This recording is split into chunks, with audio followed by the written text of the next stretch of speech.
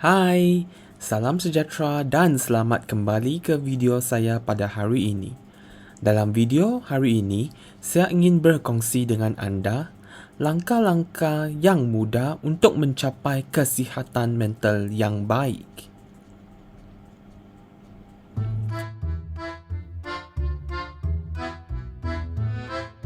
Dalam video sebelum ini, saya telah memperkenalkan ciri-ciri minda yang sihat. Bagi mereka yang belum menonton video tersebut, anda boleh tekan link di sebelah kanan atas untuk menonton video tersebut. Langkah pertama ialah mengamalkan gaya hidup yang sihat. Murid-murid perlu makan makanan yang seimbang, mengekalkan berat badan yang unggul, meluangkan masa untuk rehat dan riadah, serta perlu mendapatkan rehat dan tidur yang mencukupi. Dengan mengamalkan gaya hidup yang sihat, kesihatan mental kita akan terjaga. Seterusnya, kita perlu sentiasa berfikiran positif. Para penonton perlu mengamalkan bercakap positif pada diri sendiri seperti saya boleh, saya akan cuba, saya juara, saya disayangi, dan saya menarik. Jadi di sini, para penonton perlu sentiasa memberi peneguhan kepada diri sendiri. Kita perlu sentiasa memuji diri sendiri dan tidak mengkritik diri sendiri. Sehubungan dengan itu, kita perlu belajar menerima kritikan dengan baik. Kritikan yang jujur dan membina dapat memberi maklum balas tentang diri sendiri kita.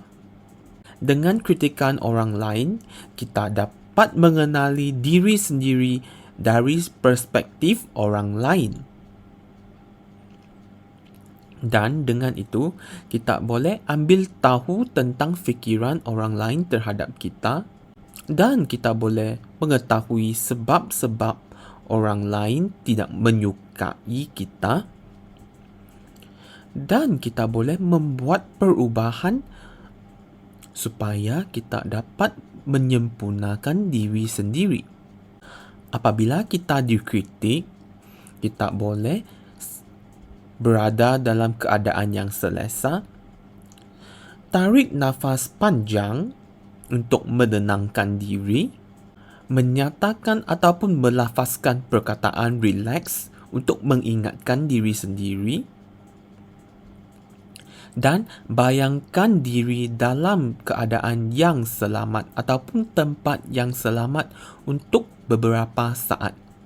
Kita perlu buat keputusan yang patut diterima ataupun dipercayai.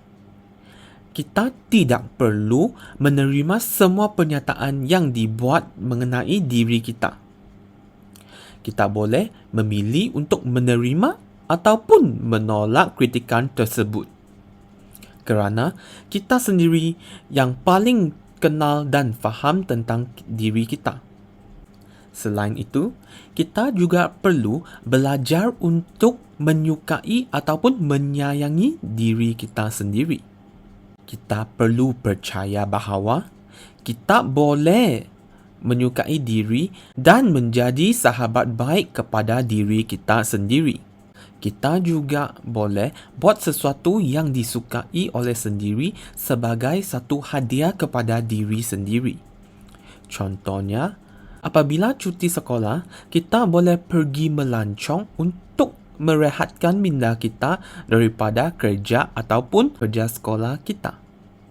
Dan ingat, kita tidak semestinya perlu suka semua orang kerana kita tahu perangai yang kita suka dan perangai yang kita tidak suka. Jadi, usah memaksa diri untuk berkawan dengan orang lain yang menunjukkan perangai yang anda tidak suka. Kita perlu pandai memilih kawan yang baik. Hal ini kerana kawan-kawan kita akan membina persekitaran kita. Apabila persekitaran kita dalam keadaan yang tidak selesa, sudah tentu minda kita pun tidak akan selesa juga.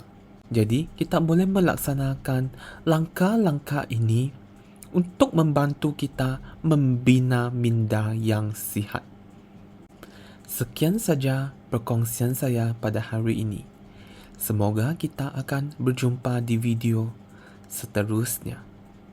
Bye-bye.